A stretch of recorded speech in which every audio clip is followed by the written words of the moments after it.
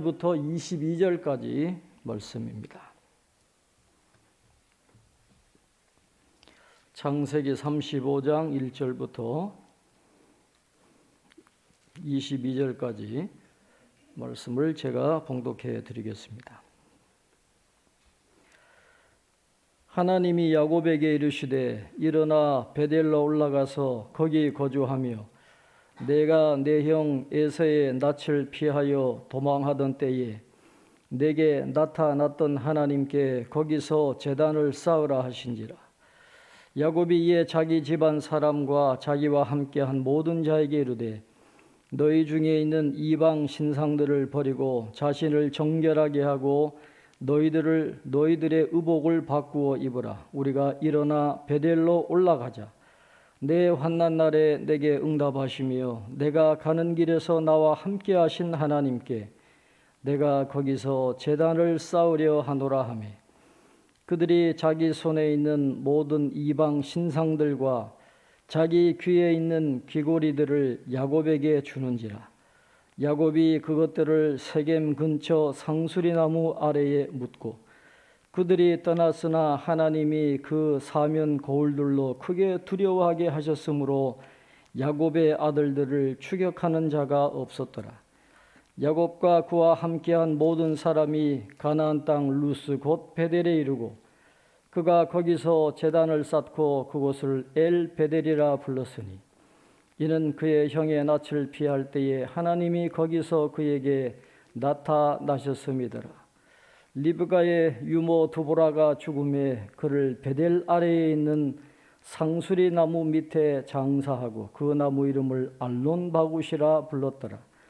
야곱이 바단 아람에서 돌아오매 하나님이 다시 야곱에게 나타나사 그에게 복을 주시고 하나님이 그에게 이르시되 내 이름이 야곱이지만은 내 이름을 다시는 야곱이라 부르지 않겠고 이스라엘이 내 이름이 되리라 하시고 그가 그의 이름을 이스라엘이라 부르시고 하나님이 그에게 이르시되 나는 전능한 하나님이라 생육하며 번성하라. 한 백성과 백성들의 총회가 내게서 나오고 왕들이 내 허리에서 나오리라. 내가 아브라함과 이삭에게 준 땅을 내게 주고 내가 내 후손에게도 그 땅을 주리라 하시고 하나님이 그와 말씀하시던 곳에서 그를 떠나 올라가시는지라. 야곱이 하나님이 자기와 말씀하시던 곳에 기둥 곧 돌기둥을 세우고 그 위에 전제물을 붓고 또 그 위에 기름을 붓고 하나님이 자기와 말씀하시던 곳의 이름을 베델이라 불렀더라.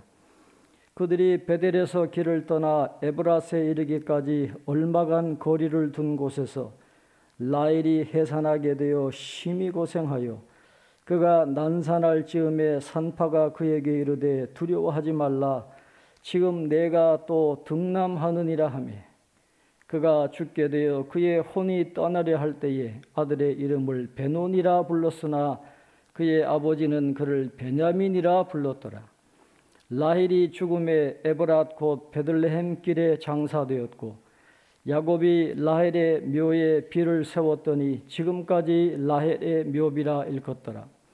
이스라엘이 다시 길을 떠나 에델 망대를 지나 장막을 쳤더라. 이스라엘이 그 땅에 거주할 때에 르우벤이 가서 그 아버지의 첩 빌하와 동침하며 이스라엘이 이를 들었더라. 아멘.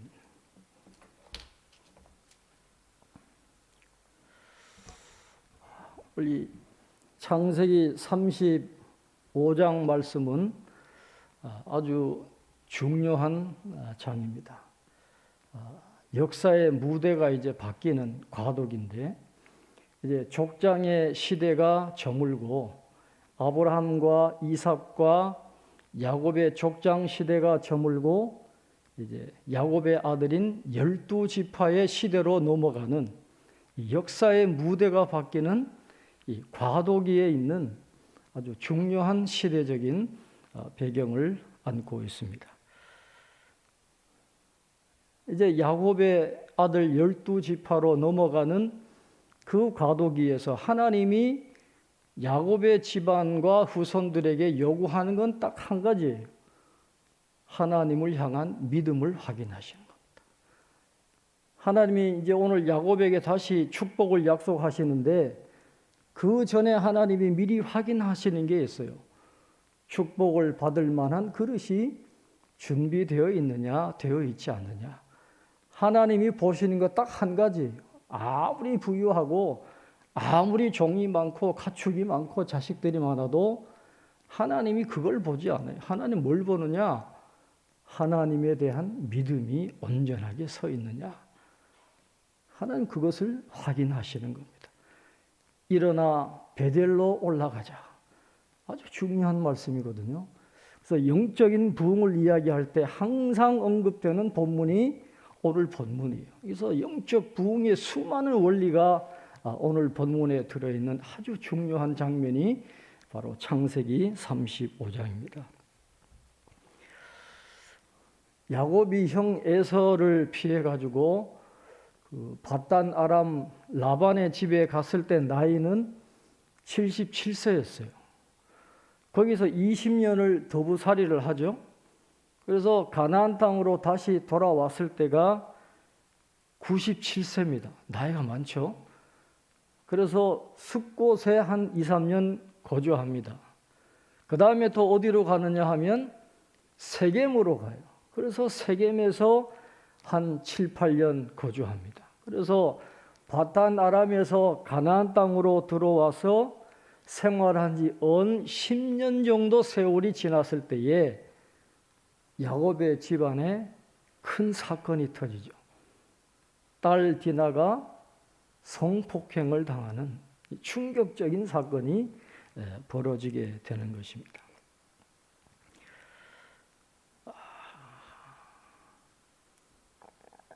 그래서 이 디나가 성폭행을 당하면서 그 오빠들이죠. 시몬과 레위가 거짓말을 해가지고 할례받게 해서 그 세겜 성의 사람들을 다 죽여버리고 모든 재산을 다 뺏어오는 거예요. 그래서 그것 때문에 가나안 부족들이 크게 격노하고 분노해가지고 이제 군사를 모아가지고 야곱의 집안을 치려고 준비하는 바로 그 상황이 일어나는 것이죠.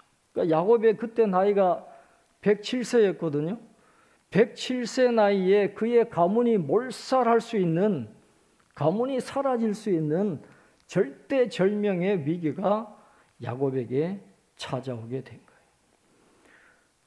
오늘 이 창세기 35장은 야곱 가문의 영적인 부흥에 대한 이야기인데 하나님은 그런 영적인 부흥이 오기 전에 디나와 같은 충격적인 사건이 일어나게 함으로 해서 그들이 얼마나 영적으로 깊이 잠들어 있는가를 분명하게 드러내시는 것입니다.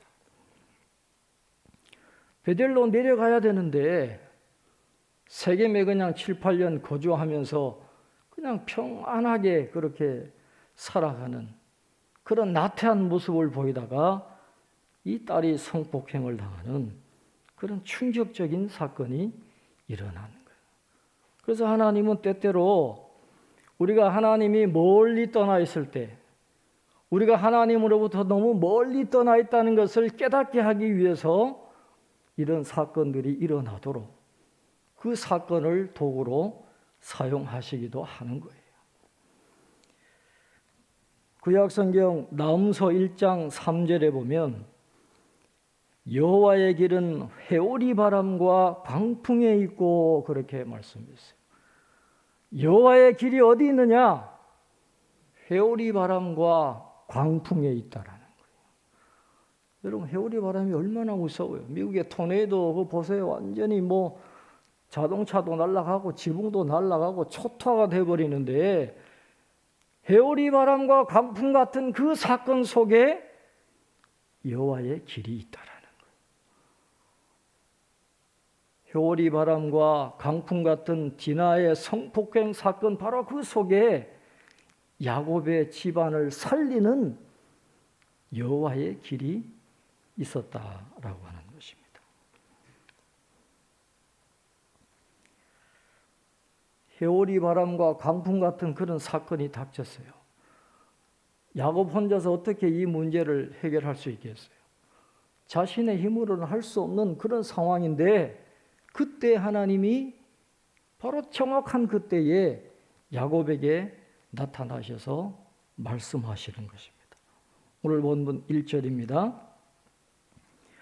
하나님이 야곱에게 이르시되 일어나 베델로 올라가서 거기 거주하며 내가 내 형 에서의 낯을 피하여 도망하던 때에 내게 나타났던 하나님께 거기서 제단을 쌓으라 하신지라. 그렇습니다. 하나님의 명령은 단 한 가지예요. 베델로 올라가서 제단을 쌓으라. 하나님께 거기서 제단을 쌓으라 하는 이 말씀은 내가 이제는 내 앞에 서라, 하나님 앞에 단독자로 서라 하는 그런 명령이었습니다.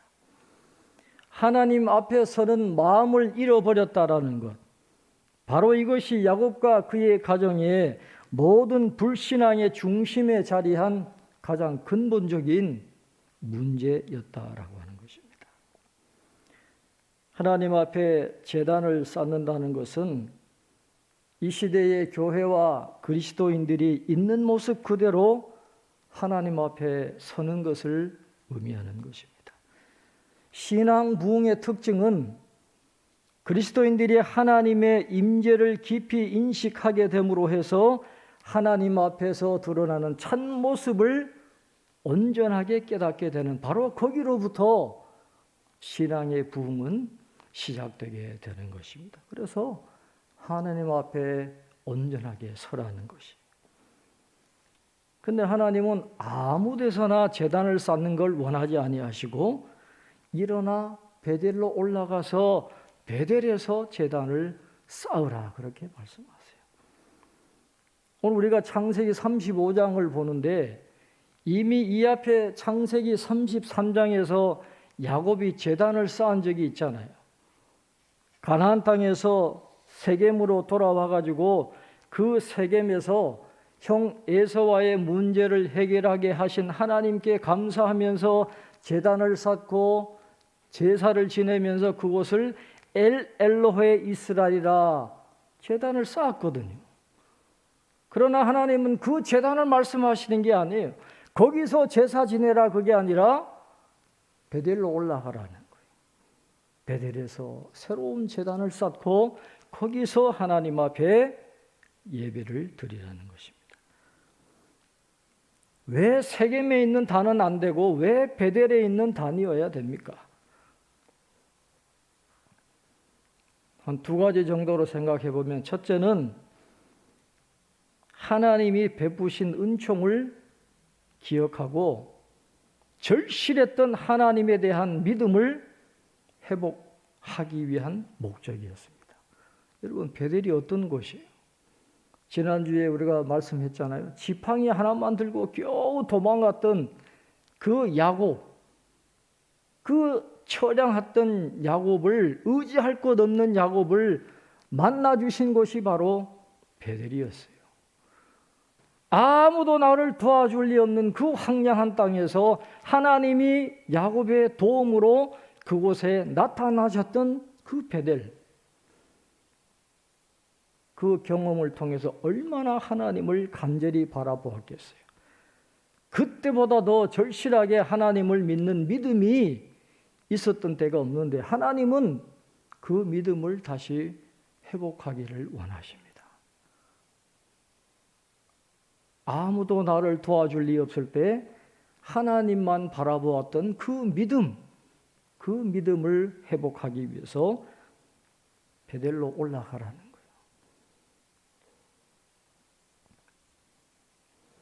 그 다음에 두 번째는 세겜을 떠나게 하기 위해서 그런 것입니다. 왜 세겜을 떠나야 됩니까? 우리 2절, 3절 오늘 말씀을 보겠습니다. 2절, 3절입니다. 야곱이 이에 자기 집안 사람과 자기와 함께한 모든 자에게 이르되 너희 중에 있는 이방 신상들을 버리고 자신을 정결하게 하고 너희들의 의복을 바꾸어 입으라. 우리가 일어나 베델로 올라가자. 내 환난 날에 내게 응답하시며 내가 가는 길에서 나와 함께 하신 하나님께 내가 거기서 제단을 쌓으려 하노라 하매. 너희 중에 있는 이방 신상들을 버리고 그랬어요. 이 탈굼이라고 하는 아람어로 된 구약 성경을 보면 여기에다가 첨가하는 게 있는데 단순히 이방 신상이라고 하지 않고 너희가 세겜의 우상들의 집에서 취해낸 우상을 버리라 그렇게 말씀해요. 세겜에 있으면서 세겜 사람들이 섬겼던 우상을 야곱의 집안이 다 받아들였다라는 거예요. 그러니까 우상을 섬기면서 그 타락한 문화에 완전히 젖어들고 하나님을 잊어버리는 그런 모습이 있었기 때문에 하나님 그것을 떠나라는 거예요.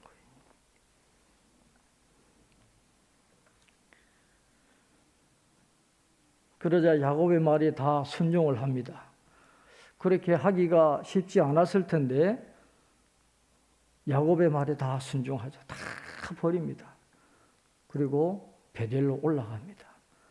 그러니까 하나님은 그 경노했던 가나안 사람들 꼼짝 못하게 두려워하는 마음을 줘가지고 그들 손도 못 대게 하는 거예요. 그래서 야곱의 가족들이 무사하게 베델로 올라가서 제단을 쌓게 하시는 것입니다. 그래서 야곱 가족들이 베델에서 제단을 쌓고 이제 엘 베델이라 그것을 그렇게 불렀는데 하나님이 그때 또 다시 나타나셔서 축복해 주시는 것입니다. 오늘 본문 9절부터 12절까지 우리 한번 같이 읽겠습니다. 9절부터 12절입니다.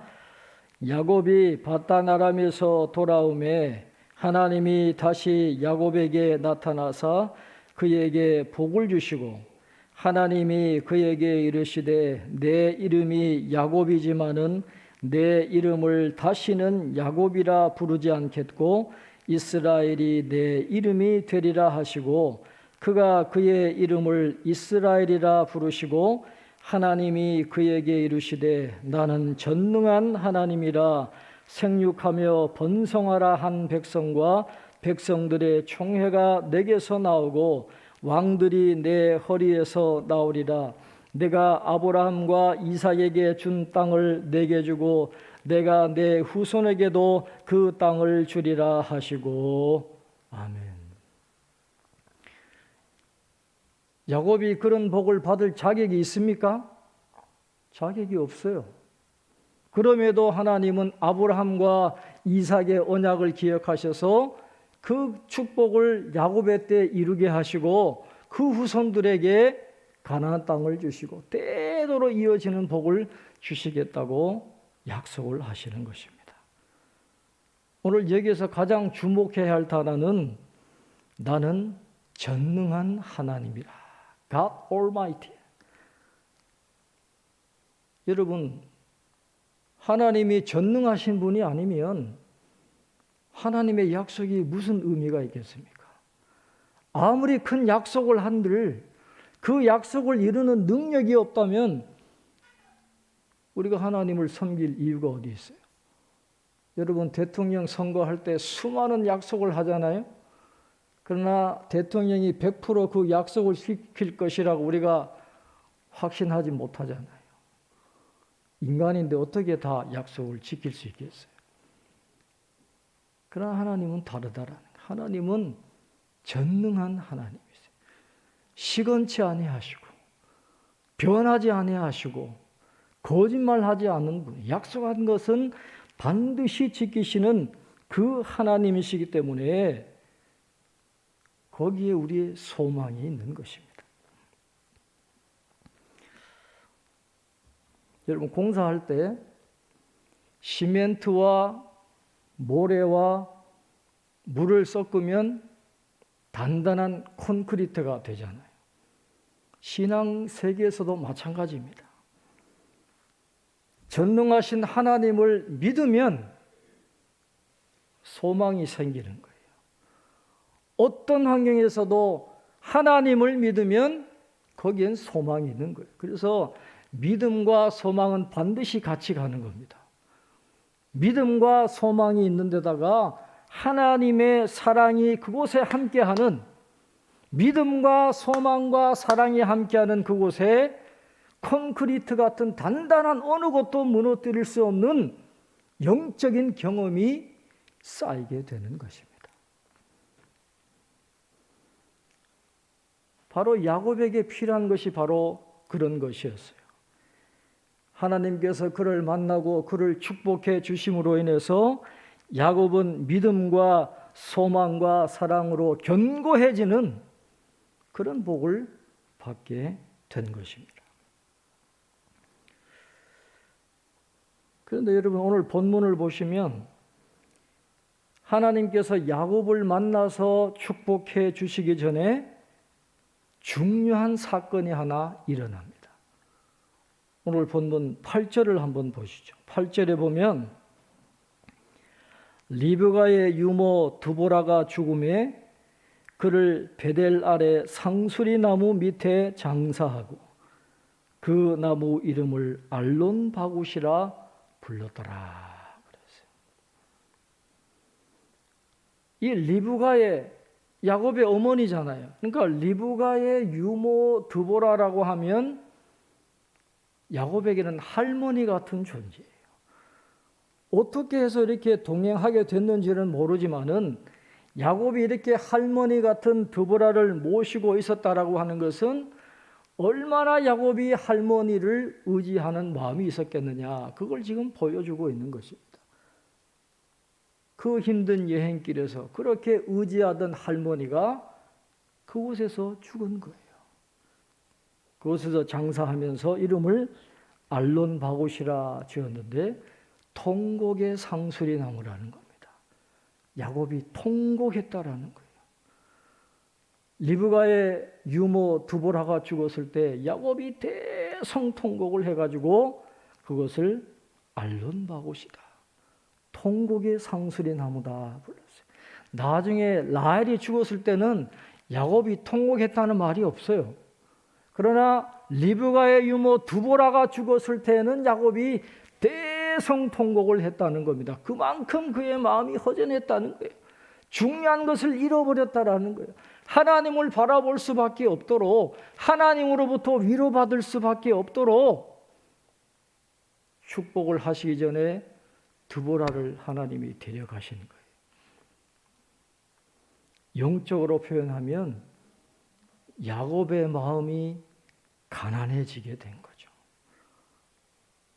마음이 가난해진 야곱에게 하나님이 다시 나타나셔서 축복을 재확인해 주셨다라는 것입니다.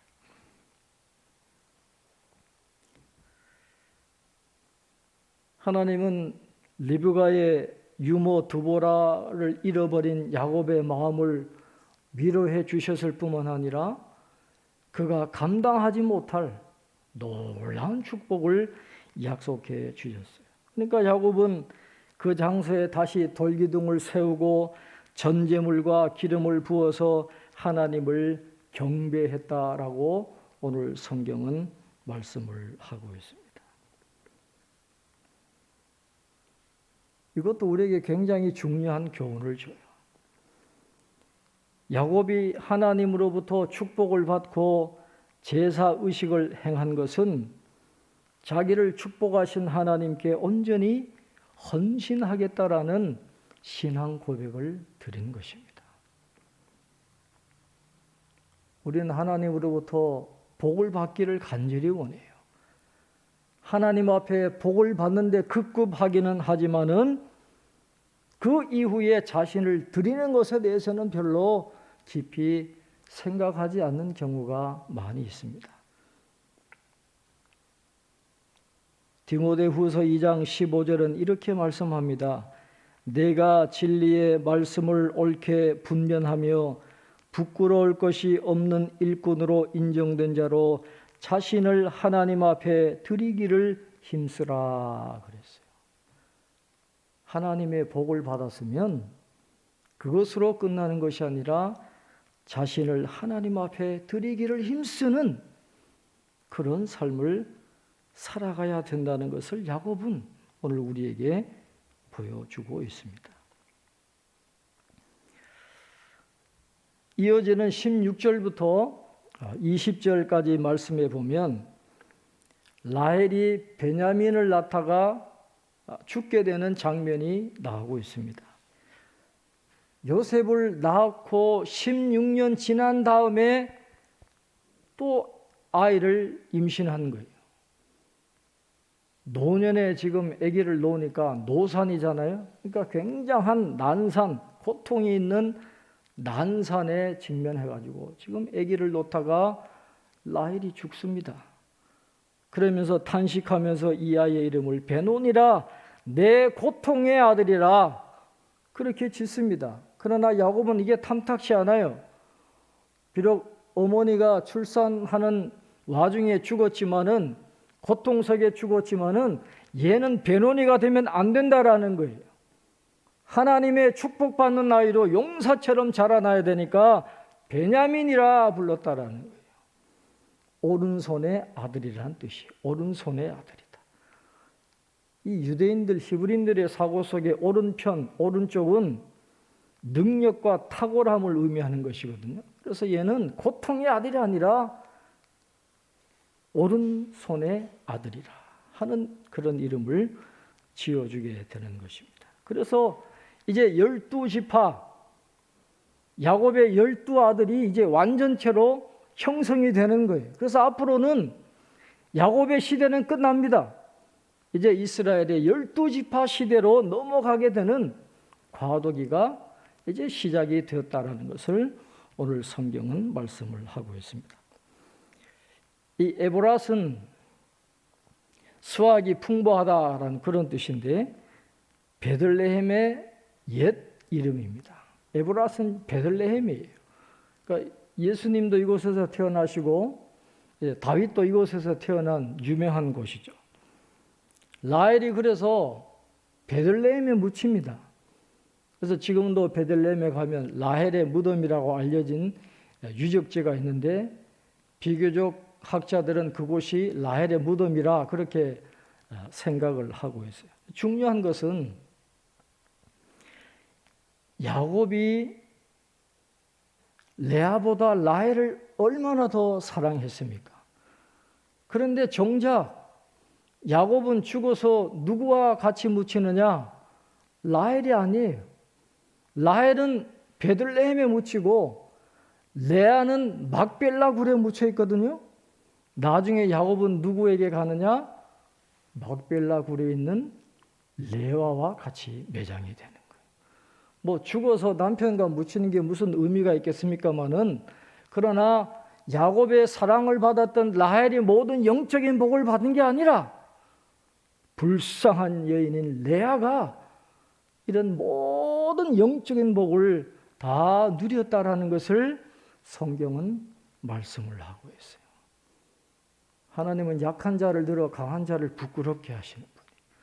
그래서 내가 좀 가진 게 없고 부족해도 하나님이 나를 쓰시지 않느냐? 절대로 그렇지 않다라는 거예요. 누가 영적인 복을 받았느냐? 라헬이 받은 게 아니에요.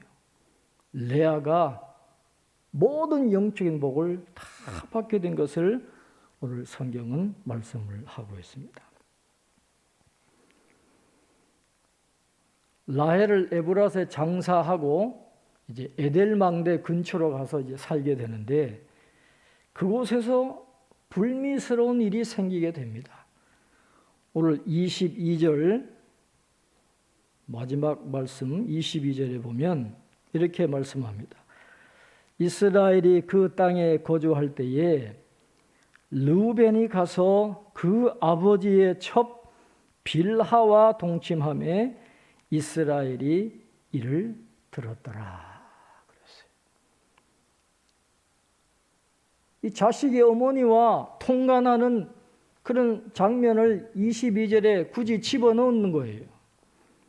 왜 이 사건을 창세기 저자가 굳이 언급을 하고 있을까요?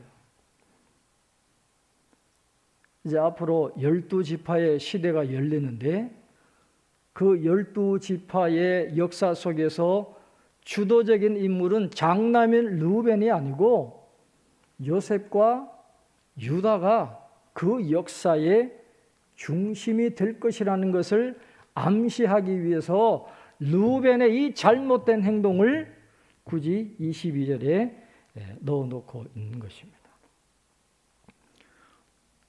르우벤의 행위는 인간적으로도 그렇고 영적으로도 그렇고 언약의 가정 안에서는 있을 수 없는 그런 잘못된 행동인데, 그때는 이스라엘 야곱이 들어도 그냥 넘어가요. 그럼 그걸로 사라지느냐 끝나느냐? 그렇지 않아요. 창세기 49장에 자식들을 축복할 때 야곱이 르우벤은 장자권을 박탈하고 저주를 유산으로 물려주게 되는 거예요. 보응하시는 하나님이 잊지 않고 받아 마땅한 것을 받게 하십니다. 그러나 더 중요한 건 르우벤이 그런 잘못을 범했다 할지라도 12지파에 들어있다라는 거예요.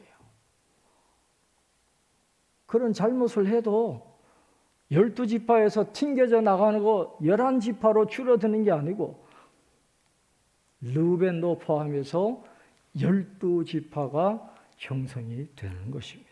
그래서 하나님이 비록 징계를 내리시기는 하지만은 그 영적인 축복의 자리에서 배제시키지는 않는다라는 거죠. 그래서 우리가 살아갈 때 우리도 실수하고 넘어지고 하지만은 우리를 택하시고 구원하신 하나님의 은혜는 사라지지 않는다라는 거예요.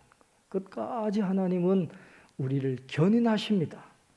끝까지 지켜주시고 인도해 주신다라는 것이죠.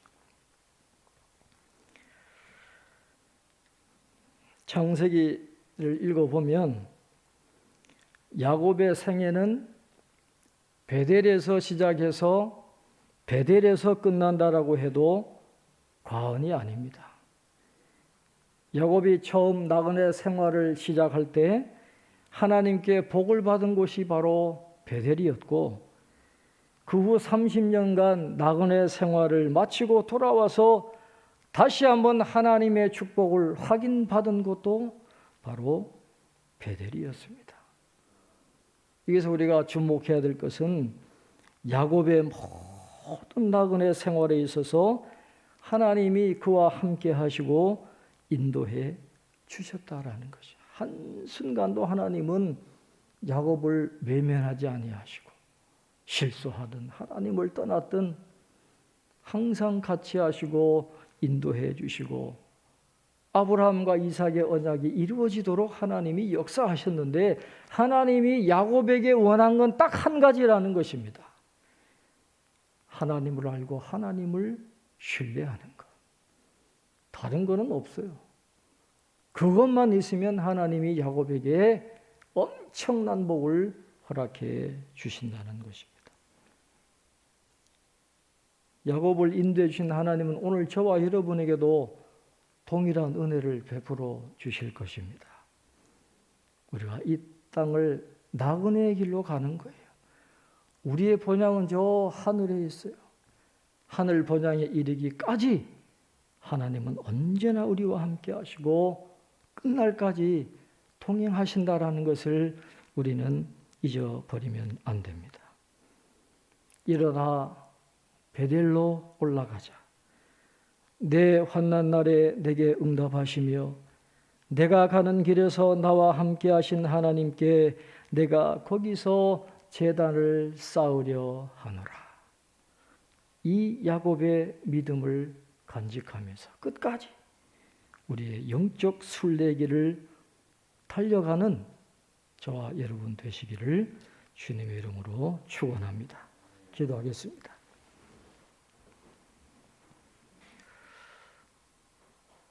하나님 아버지, 은혜와 사랑을 감사합니다. 오늘 예배 가운데 창세기 35장의 말씀을 통해서 야곱과 함께 하신 하나님의 은혜를 다시 한번 경험하게 하시니 감사합니다. 베델에서 시작해서 베델로 끝난 야곱의 생애 가운데 하나님은 늘 함께 하시고 인도해 주셨고 보호해 주신 것을 말씀을 통해서 깨닫게 하심을 감사합니다. 오늘 우리의 삶에도 동일한 은혜로 함께 하시는 줄 믿습니다. 영적인 나그네 순례의 길에도 하나님이 내 손 잡아주시고 함께 하시고 인도하고 계신다고 하는 이 확고한 믿음을 가지고 일어나 베델로 올라가자. 이 믿음 잃어버리지 않고 끝까지 순례의 길을 잘 달려갈 수 있는 저희들 다 되게 도와주시옵소서. 여호와의 길은 회오리 바람과 광풍에 있다고 했습니다. 우리에게 다가오는 엄청난 환난과 고통의 순간이 있을지라도 당황하지 않게 하시고 그 사건 속에 있는 여호와의 길을 발견하는 죄들 되게 도와주셔서 다시 하나님께로 돌아가고 그 믿음으로 영적인 부흥을 통해서 하나님이 예비하신 은총을 받아 누리는 저희들의 삶이 될 수 있도록 축복해 주시옵소서. 감사하고 예수님의 이름으로 기도하옵나이다. 아멘.